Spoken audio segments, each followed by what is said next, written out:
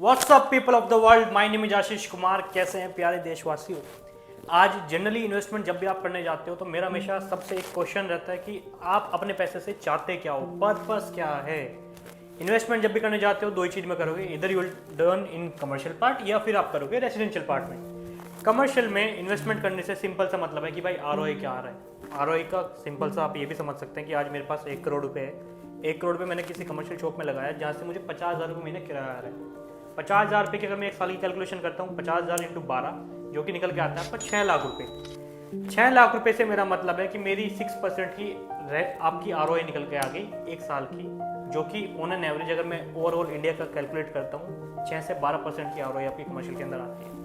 Same time अगर मैं residential की बात करता हूँ, 1 करोड़ रुपये अगर मैं रेसिडेंशियल में लगाता हूँ जहाँ से मुझे 25 से 30,000 रुपये किराया आता है, एंड 25 से 30,000 रुपये के अकॉर्डिंग अगर मैं एक साल की इसकी आरओआई निकालता हूँ तो 2 से 3% की आरओआई आपकी निकल के आती है। So these are the common factor कि यहाँ पे आपको 3% का प्रॉफिट हो रहा है, यहाँ पे 3% का आपको लॉस हो रहा है। सो ये सारे फैक्टर आपको माइंड में हमेशा कैलकुलेट रखने चाहिए कि पर्पस क्या है। जब भी आप इन्वेस्टमेंट करने चाहते हो काफ़ी सारे क्वेश्चंस आपके माइंड में होते हैं। जो क्वेश्चंस मुझे लगता है जो जनरली मैं टैकल करता हूँ, आज उन्हीं क्वेश्चंस पे मैं बात करने वाला हूँ। सबसे पहला क्वेश्चन ये आता है कि डैड आज मैं रेजिडेंशियल में इन्वेस्टमेंट या कमर्शियल में जब इन्वेस्टमेंट करता हूँ, सो पॉसिबिलिटी जनरली ये क्वेश्चन बहुत ज़्यादा मुझे सुनने को मिला है कि वैकेंसी रिस्क की। सर मैंने कमर्शियल में शॉप तो ले ली, बट मेरी कमर्शियल की शॉप को चढ़ाएगा कौन, या 4 साल बाद यहाँ पे कौन आएगा, या इसका रिटर्न क्या आएगा। सो जनरली मेरे अकॉर्डिंग आपका टिकट साइज मैटर करता है। जब भी कमर्शियल में इन्वेस्टमेंट करने जाओ पैसा वहाँ पे लगाओ जहाँ पे बिल्डर अपनी इन्वॉल्वमेंट रखता है, एटलीस्ट बिल्डर की कहीं ना कहीं ओनरशिप हो। दूसरा, अच्छे ब्रांड के साथ जाओ, डीएलएफ हो गया, एआईपीएल हो गया। दीज आर द 2 बिल्डर जो लीजिंग राइट अपने पास रखते हैं। उन्हें पता है कि आज बर्बरी का शोरूम ये है और आपका चाय का कोका ये है। अगर बर्बरी का शोरूम चाय का कोका दोनों आमने सामने खुल जाए ना, दोनों की वैल्यू गिर जाएगी। एंड ऑफ द डे वो कमर्शियल चल ही नहीं पाएगा। सो ब्रांड को मैनेज करना बहुत जरूरी है। डेट्स द मेन रीजन कि दोनों ब्रांड लीजिंग राइट अपने पास रखते हैं एंड ऑफ द डे अपनी रेपो के साथ साथ आपके पैसों की सिक्योरिटी वहाँ पे वो दे पा रहे हैं। रेसिडेंशियल के अंदर बड़ा इजी है, शॉर्टेड है, सिंपल। मैंने 1 करोड़ रुपये लगाया, घर लिया। सो कहीं ना कहीं मेरा इमोशनल अटैचमेंट हो गया कि किराए पे तो प्रॉपर्टी में ही चढ़ी जाएगी, ना भी चढ़ी मेरे पास एक एसेट पड़ा हुआ है जिसको मैं इन फ्यूचर कभी भी यूज़ कर सकता हूँ, चाहे मैं अपने लिए भी यूज़ करूँ। सेकंड सबसे बड़ा क्वेश्चन आता है कि मेंटेनेंस कमर्शियल का कौन देगा या मेंटेनेंस कितना होता है। सो जनरली मेंटेनेंस आपका 10 से 20 रुपये के बीच में आता है, डिपेंड कि आपका कमर्शियल कैसा है। कई बार क्या होता है कि इतना बड़ा रिटेल कमर्शियल है एंड अगर आपका पूरा कमर्शियल पूरा सेंट्रलाइज एसी है, उसका मेंटेनेंस 20 से 22 रुपये आता है। अगर आपका कमर्शियल के अंदर जो शॉप्स हैं वो शॉप सिर्फ सेंट्रलाइज एसी हैं एंड बीच में चिलर लगाते हैं ताकि गर्मियों में आपको गर्मी ना लगे। Chiller as like water sprinkles होते हैं, शॉप के हर एक शॉप के ऊपर लगा देते हैं। उससे क्या होता है कि डेट आपकी मेंटेनेंस कॉस्ट कम आती है एंड टेनेंट की पॉकेट पे इतना इफेक्ट नहीं पड़ता। सो उसकी कॉस्ट जो आती है 12 से 13 रुपये आती है। रेसिडेंशियल के अंदर आपकी मेंटेनेंस कॉस्ट स्टार्ट होती है 4 रुपये से, बाकी डिपेंड अपॉन कि किस टाइप की लग्जरी आप वहाँ पे ले रहे हो। सो 4 रुपये से शुरू होकर गोज अप टू 6, 7, 8, 9 रुपीज़ तक आपकी मेंटेनेंस कॉस्ट वहाँ पे जाती है। थर्ड पॉइंट आपका आता है कि लीज पीरियड। लीज पीरियड से मेरा सिंपल मतलब है कि आज मैं अगर कोई कमर्शियल इन्वेस्टमेंट करता हूँ, कितने टाइम के लिए मैं आपका लॉक इन वहाँ पे रहता है। सो जनरली लीजिंग से मतलब है मेरा कि डेट आज मैंने कोई कमर्शियल शॉप ली, 3+3+3 या 5+5, इस तरह से आपका जो लीज पीरियड है वो डिज़ाइन होता है या स्ट्रक्चर होता है कि डेट आज कोई टेनेंट वहाँ पे आ गया, 3 साल का उसने लॉक इन लिया। लॉक इन से मेरा मतलब है 3 साल से पहले वो खाली नहीं कर सकता, वो 3 साल बाद खाली भी करेगा, देन उसके बाद वो खाली कर सकता है, उसके डिसीजन है। एंड जो आपका रेंट है उसी के अकॉर्डिंग आपका बढ़ भी सकता है, घट भी सकता है, वो depend upon the market scenario.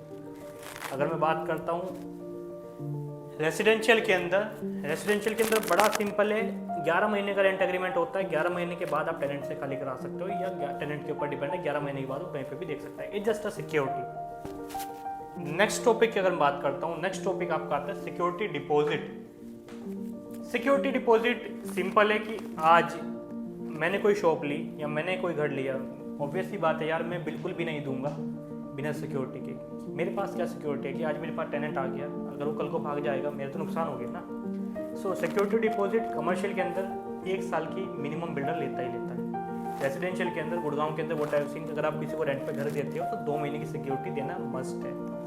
Next आता है आपका इन्वेस्टमेंट अमाउंट। जनरली कमर्शियल के अंदर होता क्या है कि नाम ही इतना बड़ा है कमर्शियल इन्वेस्टमेंट, तो टिकट साइज भी आपका बड़ा लगेगा।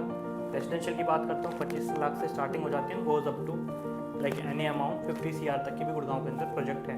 वो डिपेंडिंग अपॉन आपके बजट टू बजट, आप उसके अकॉर्डिंग यहाँ पे जो ऑप्शन देख सकते हैं, ले सकते हैं। नेक्स्ट की बात करते हैं। नेक्स्ट आता है आपका टाइप से मेरा सिंपल मतलब है कि डेट रेजिडेंशियल के अंदर you will see generally apartment हो गया, विला हो गया, बिल्डर फ्लोर हो गया।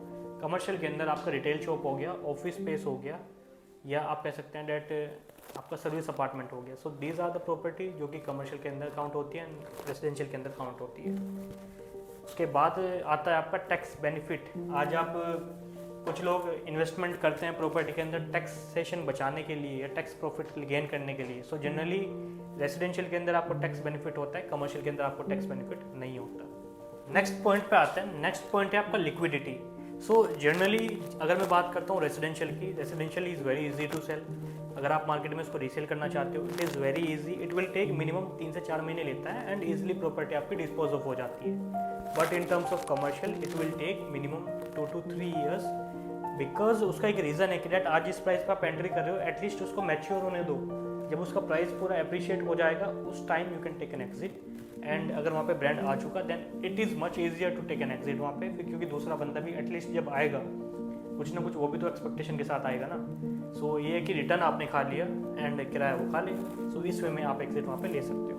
नेक्स्ट पॉइंट आता है आपका इकोनॉमी इम्पैक्ट। इकोनॉमी इम्पैक्ट से मेरा सिंपल सा मतलब है कि डेट जो भी आसपास आपकी चीज़ें चल रही हैं उससे समझने की बहुत ज़रूरी है कि अभी 1 साल पहले का सिनेरियो ले लो, कोविड आया, कोविड के अंदर व्हाट वी हैव फील कि जिन्होंने रिटेल शॉप ली हुई है, कमर्शियल शॉप ली हुई है या ऑफिस स्पेस लिया हुआ है, उनके किराए नहीं आए। रीज़न बिहाइंड इट कि डेट जब इकोनॉमी नहीं ग्रोथ हो रही है तो पैसा आएगा कहाँ से। सेम टाइम वहाँ पे आप कह सकते हैं that economy boost up is a major factor, वो डिसाइड करता है कि कमर्शियल का आपका अप्रिशिएशन कितना आएगा। रेजिडेंशियल के अंदर ऐसा कुछ नहीं है, कुछ भी आता है भाई घर सबको चाहिए रहने के लिए, एंड जब घर पे रहेगा बंदा तो किराए पे कुछ ना कुछ देगा।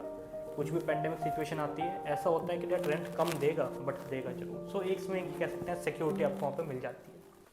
सो this is all about like कि क्या क्या पॉइंट्स जनरली इन्वेस्टर्स के या फर्स्ट टाइम बायर के माइंड में आते हैं। So this is what I am trying to cover in this video.